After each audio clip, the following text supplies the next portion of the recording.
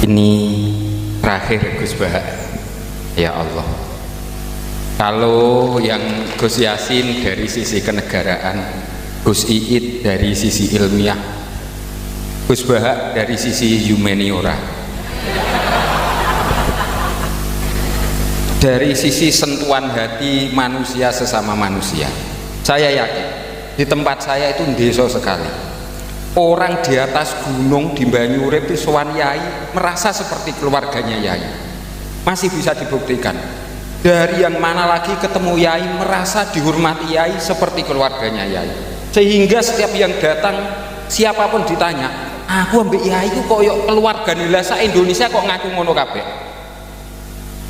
Jadi sangat diharapkan sisi humaniora, sentuhan-sentuhan kemanusiaan. Padahal di Banyurip itu tempat minyak ilegal itu, minyak apa ya, kalau ada Pertamina di sana Pertamini minyak ilegal itu sowan Yai ya ditemoni Yai, ditanya anakmu piro, wedhusmu ono sing mati apa ora, ya seperti itu, sehingga merasa dihormati, disentuh sisi kemanusiaannya, sehingga Yai dimanapun orang didatangi Yai itu bahagia.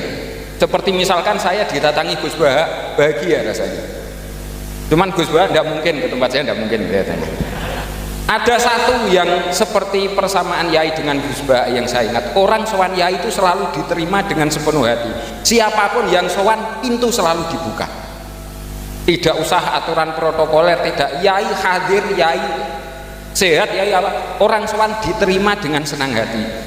Ini maziyah, keistimewaan yang sangat tidak dimiliki oleh Gus Bah. Sepakat ya?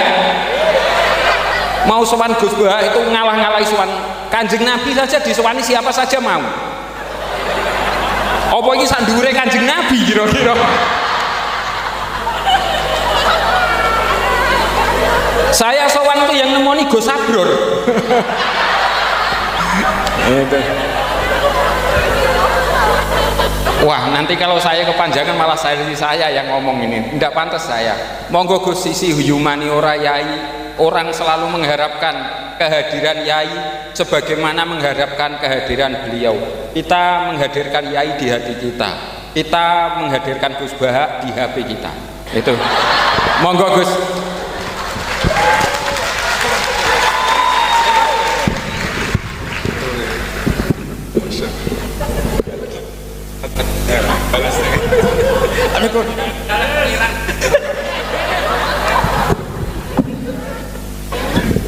Assalamualaikum warahmatullahi wabarakatuh. Bismillahirrahmanirrahim. Rabbi shrah li sadri wa yassir li amri wa hlul 'uqdatam min lisani. Allahumma shalli wa sallim ala habibika Mustafa Muhammadin wa ala alihi wa sahbihi ajmain. Amma ba'du. Yang sangat saya hormati, sangat kita hormati Kiai Haji Aufal Marom selaku Ketua Yayasan Al Anwar 3, pimpinan sekaligus pengasuh Anwar 3 Kiai Haji Abdul Ghafur, wonten Gus Iit, Mas Najib, dan yang saya hormati semua dosen, adik-adik yang saya cintai. Saya ini alhamdulillah malam ini derajat saya naik senaik-naiknya. Karena seumur umur saya ini hanya bangga punya guru Mbah Mun.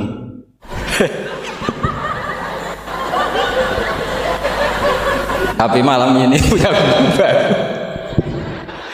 Nah, ini sekaligus Pak dicatat oleh Ketua Yayasan Gus Aufal tadi, Pak Amin mengaku saya muridnya. Ini satu kezaliman. Jadi tapi saya senang ya, karena apa ya, ciri jadi wali itu harus mazlum dizalimi. Jadi saya pastikan tidak balas lah, karena beliau ngangkat derajat saya. Saya tadi pertama bilang murid saya Gus Bah itu saya senang sekali, seseneng-senengnya. Karena baru ini malam tersial saya. Saya dulu masih ingat ketika Gus Najih di Mekah terkenal alim alamah karena ngarang kitab. Di Syufur tahun pertama Mbah Mun muji-muji karena mumtaz di Al-Azhar. Jadi beliau-beliau ini heboh karena karir akademiknya. Kalau Gus Amin karena ngelepas kambing di musola.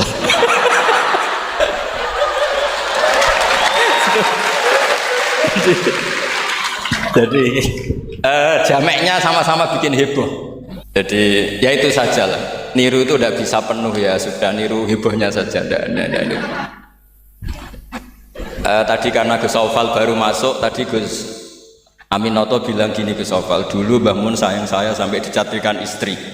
Apa Gus Yofur bisa nyarikan saya istri? Oh bener-bener kefasikan baru dalam. jadi kita rileks saja karena ini apa ya, guyon itu bagian dari ibadah kelas tinggi.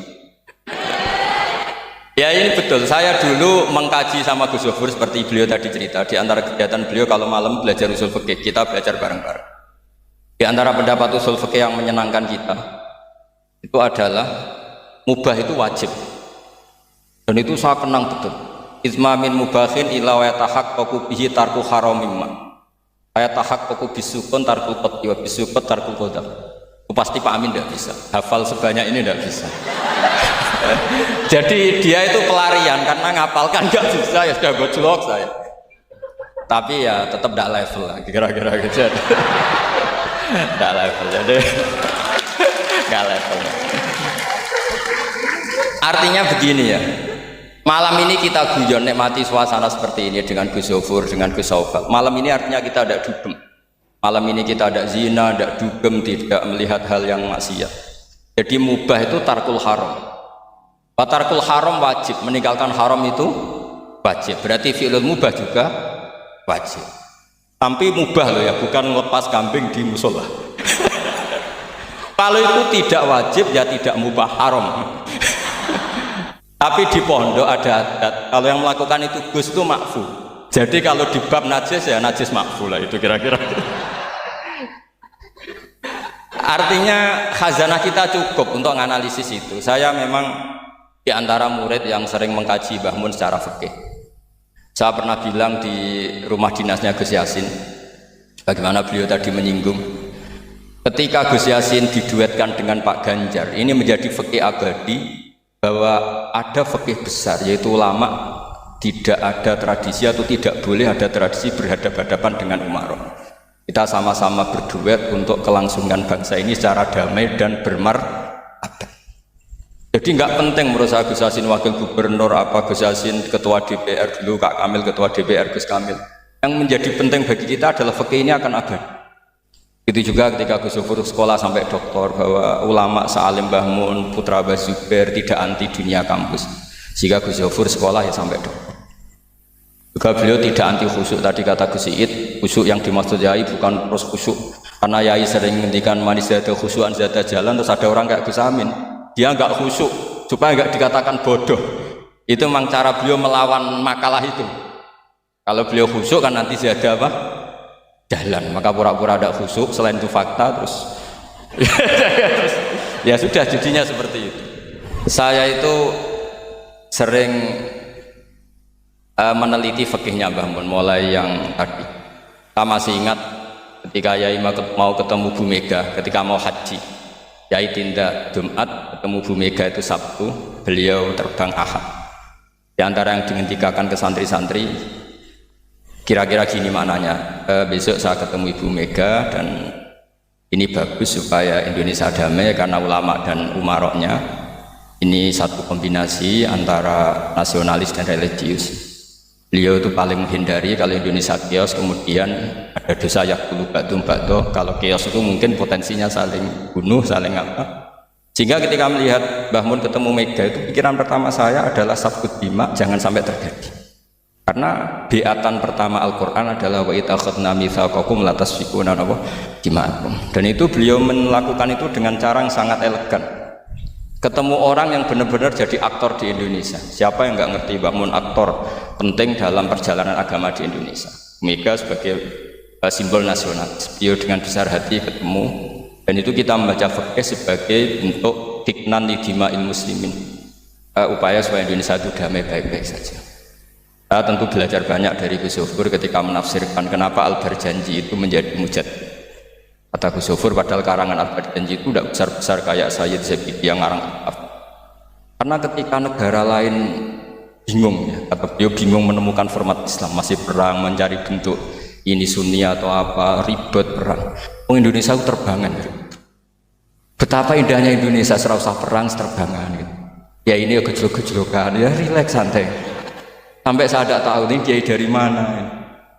Makanya ini sekaligus untuk mahasiswa baru, terminan dosen Anda ya mulai yang waras kayak Gus Zofur sampai yang kewarasannya kita tidak tahu tapi ya waras. Yaitu tadi Gus Zofur menambahkan Aminoto Setio Garwo. Saya tidak tahu itu tambahnya Gus Zofur apa ada di aktenya, nggak tahu saya. Tapi saya kenal Gus Amin itu lama sekali. Jadi saya tidak perlu cerita kalau beliau pernah ngaji saya karena nanti kasihan. Saya tidak perlu cerita itu karena saksinya lebih banyak beliau ngaji saya ketimbang saya ngaji beliau. Tapi itu cara beliau punya harga diri, ya monggo itu kalau saya terima dengan lapang dada. Jadi beliau orang kedua setelah Mbah Nawawi yang ngaku saya sebagai muridnya. Tapi saya mau cerita yang agak serius, ini 5 menit tentang fikihnya Mbah Mun. Tadi Gus Said bilang termasuk yang tahu banyak tentang karangan Mbah Mun termasuk tentu saya, selain santri-santri yang saya pernah ditanya Mbah Mun ketika film Masjidin Nabawi ditanya, "Nah apa kowe Mbak Gofur kok ngotot aku seneng nulis?" Saya bilang nanti biar cucu-cucu jenengan masih melihat naskah-naskah jenengan. Iya kata beliau. Saya masih ingat dawuh Imam Syafi'i, "Al-Laits afqahu min Malik illa annahu daya'ahu ashab." Sebetulnya Imam Laits itu lebih ahli fikih ketimbang Imam Malik. Padahal Imam Syafi'i itu muridnya Imam Malik, tapi fil fikih muji Imam Laits. Al-Laits afqahu min Malik illa annahu daya'ahu ashab. Tapi sayangnya Imam Laits ini murid-muridnya enggak ada yang benar. Karena tulisan-tulisan Imam Laits ini tidak ditadwin, tidak dimudawwin.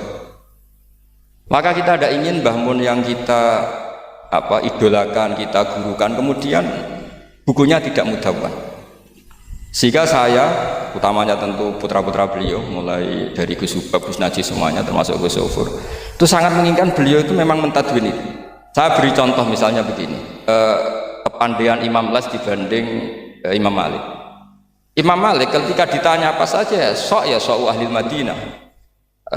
Kail juga kailu ahli Madinah, semuanya bilang ahli Madinah.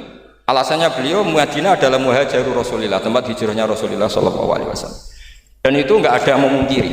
Tapi ketika Imam Laits mulai mengirimi surat ke Imam Malik, itu ditulis Sayyid Muhammad di Syariatul Wal Khalidah.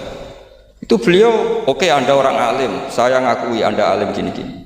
Tapi Anda ada yang lupa bahwa ashabu Rasulillah tafarraqu bil buldan. Ashabnya Nabi ini kemana-mana. Di Irak, di situ ada Sayyidina Ali, hidup di Najaf, diikuti oleh Abdul bin Mas'ud. Di Mesir ada Abdul bin Amr bin As, ada Amr bin As malah. Di Mekah ada ini. Dan semua mereka ini menciptakan satu kultur, dan kultur itu tidak sejengkal pun beda dengan yang ditanamkan Rasulullah SAW. Maka tidak bisa dikatakan kalau kultur itu harus kulturnya orang Medina. Gitu, guru. Ini naik pangkat ini, seorang guru melayani muridnya. Ini juga cara beliau untuk mengalahkan saya di dunia wali. Jadi makanya pura-pura tawadhu. Nah, Al-Laits afqahu min Malik. Beliau punya sekian contoh bahwa orang Irak itu tidak kalah kerennya lah kira-kira gitu. Tentang ukuran-ukuran sok, karena Sayyidina Ali di situ juga menciptakan kultur. Begitu juga Amr bin As dan beberapa sahabat yang tafarraqu fil buldan. Bahkan sesuai dunia yang saya tekuni termasuk ilmu qiraah, as-saqqul qiraati sanadan itu adalah Asim. Padahal Asim ini qari'un kufiyun. Kenapa? Karena setelah Imam Asim ada Abi Abdillah Abdurrahman As-Sulami, setelah itu Sayyidina Ali. Karena Sayyidina Ali sakanal Irak atau sakanal Najaf kalau istilah modern. Sehingga Imam Syafi'i ngetikan Al-Laits afqahu min Malik illa annahu daya'ahu ashab. Barokahnya Mbah Mun menulis misalnya Al-Ulama Al-Mujaddidun yang sering dibaca Gus Zofur, juga saya di beberapa pertemuan alumni. Itu Mbah Mun kelihatan sekali dari awal tuh akan bina siapa saja. Beliau cerita misalnya salasun min aslil iman. Beliau diantara hadis yang beliau pilih dari sekian makalah beliau dan itu dijadikan muqaddimah. Wal jihad ma'akuli amirin baron kana ufajiran. Wassalat khalfa kulli muslimin ya baron kana ufajiran. Jadi beliau memilih berteman siapa saja, membina siapa saja itu amdan, bukan sahwan. Karena beliau adalah periwayat dan penulis hadis, tentu ya diriwayatkan Nabi Dawud, memang ditulis di situ. Sudahlah kita ikut berjuang ma'akuli amir. Jihad itu di konteks Indonesia tentu mempertahankan supaya sholat ini sesuatu yang indah. Kita tahu yang bikin masjid di mana-mana itu departemen keuangan bikin masjid, kepolisian bikin masjid, kabupaten bikin masjid, gubernuran bikin masjid. Itu kalau nunggu bisaronya Pak Amin dari setek itu gak jadi masjid, yakin. Untuk rokoknya saja mungkin pas-pasan. Tapi barokahnya kita berjuang ma'al kulli amir. Para umarok dibina, beberapa kiai mulai zaman Mbah Hashim sampai belum Mbah Hashim yang bina Pak Karno, sampai era Mbah Mun, akhir-akhir Pak Harto juga beliau pernah ditimbali di istana, sampai Pak SBY, sampai Pak Jokowi. Sehingga aura keislaman itu ada di mana-mana. Departemen berkebutuhan ngaji. Bahkan Gus Zofur pernah cerita, saya pernah beliau diundang di kantor pusat PDI untuk ngaji. Gak kebayang ya. Pertama Gus Yassin daftar di KPU yang ditanyakan, Bang, lu gue tenang mau ngimami sholat sampai Pak Ganjar. Nggih, Mbah Mun seneng sekali. Jangan kira senengnya Mbah Mun karena jabatan, seneng.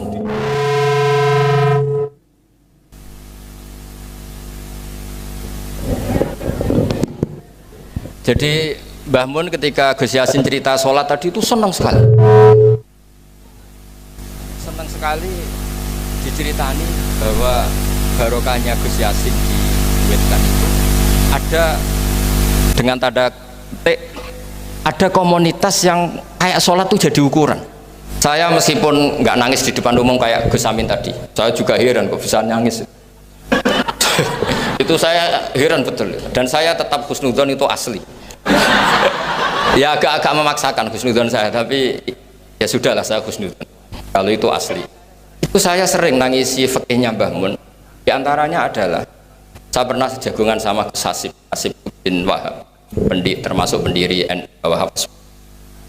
Saya cerita prestasi Mbah Hashim, Gus Mbah Wahab, Bisri Sansuri, juga beberapa kiai Ahmad Siddiq, Wali Maksum, sampai cerita Mbah bahwa para kiai ini berhasil menciptakan satu entitas agama menjadi tolok ukur. Jadi barokahnya mereka berjuang secara tadrijan, secara gradualisme, secara proses. Sekarang itu calon bupati kok tidak sholat, itu tidak keren dan tidak dipilih. Gubernur kok terkenal gak sholat itu pasti gak dipilih. Artinya kiai ini berhasil, bahkan nilai-nilai politik pun harus bersama nilai-nilai apa? Agama. Pejabat kok ketahuan selingkuh itu habis. Artinya nilai-nilai yang menurut agama mongkar, satu hal yang buruk, itu juga buruk di perspektif politik Indonesia.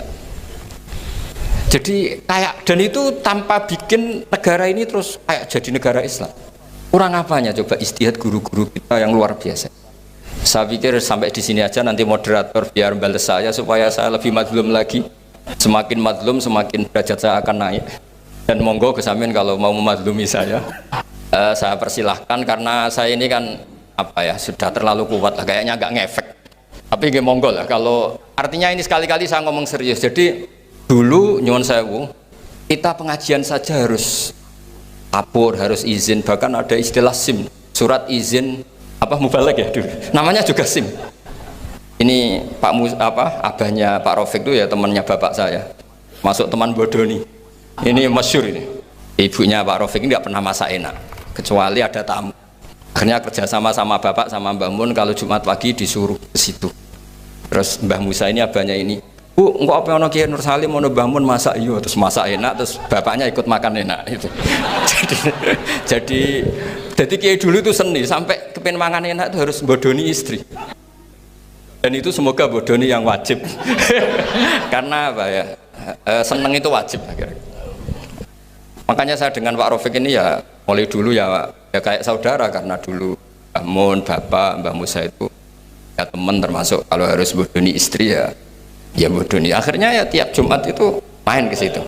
Karena itu dengan cara itu makannya enak, kalau enggak ya tempe terus gitu. Nah itu bisa ditiru. Bisa ditiru, jadi ya bagus lah itu kalau itu. Solutif itu kata ke situ.